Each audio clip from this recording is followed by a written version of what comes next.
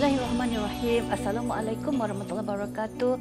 Pada kali ini kita akan membicarakan tajuk kita, iaitu bagaimana nak menjadikan Ramadan ini sebagai fasa perubahan untuk diri kita.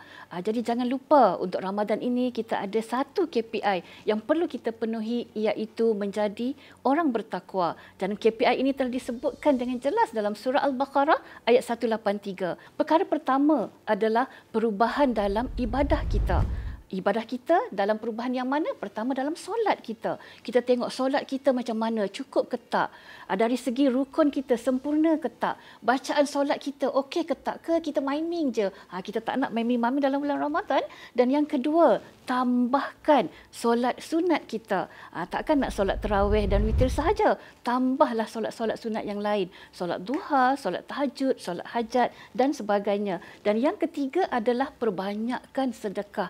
Sebab kita tahu sedekah ini bukan sahaja untuk membantu mereka yang memerlukan, tetapi juga untuk membantu diri kita apabila kita memerlukan di akhirat kelak nanti.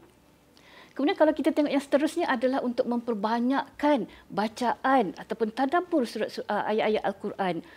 Teringat saya Tuan Guru Al-Fadil Ustaz Fahbur Joy menyampaikan satu kisah di mana seorang tok guru disuruh anak murid dia pergi ambil air dekat sungai, cedok air dekat sungai, bubuh di dalam bakul rotan. Jadi hadirin, bakul rotan ya, macam mana air itu nak penuh? Lama-kelamaan anak murid dia macam merungut. Sampai bila nak penuh air ni? Tetapi apa yang dia sedar adalah lama-kelamaan bakul tersebut jadi bersih. Jadi Al-Quran itu ada mukjizat dia, ada keajaiban dia, ada syifa untuk hati kita. Kalau kita tengok bila kita bekerja, kita tak tahu. Contohnya nak buat formula dalam Excel, kita belajar.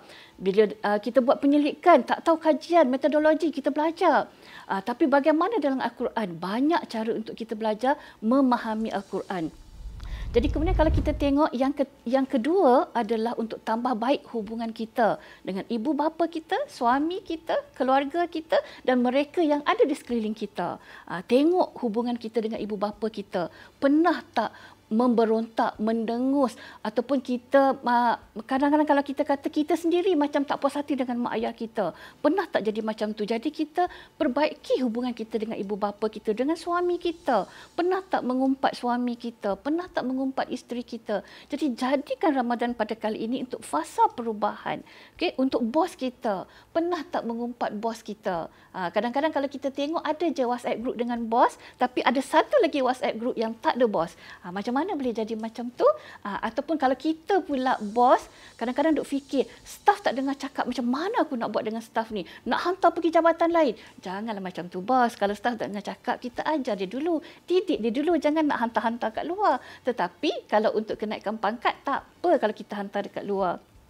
Seterusnya kalau kita tengok hubungan mereka di sekeliling kita, kawan-kawan kita, rakan sekerja kita, jiran-jiran kita, maka ambillah perubahan yang ada ini untuk kita perbaiki hubungan kita. Seterusnya yang ketiga adalah untuk tambah baik akhlak kita.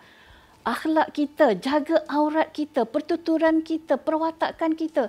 Janganlah kalau kita kata masa nak tutup aurat tu, masa kita rasa badan besar, kita tutup. Bila dah kurus, dah ambil gambar, pakai baju ketat-ketat, posing sana sini. Yang tu yang kita kena improvekan, perbaiki. Jadi musuh kita adalah nafsu kita. Jadi nafsu kita perlu diurus agar tidak selamanya kita terjerumus. Jadi akhir kata kalau kita lihat di sini, kita tengok bila aircon rosak, kita perbaiki. Bila kereta rosak, kita perbaiki. Bila handphone rosak, sanggup beli lain walaupun tak cukup duit. Tapi bagaimana dengan Ramadan kita yang setiap tahun kita lalui, setiap tahun kita berazam untuk lakukan perubahan. Jadi jom pada tahun ni 3 saja perubahan yang kita lakukan. Semoga kita berjaya istiqamah dan mencapai KPI kita, iaitu menjadi orang yang bertakwa.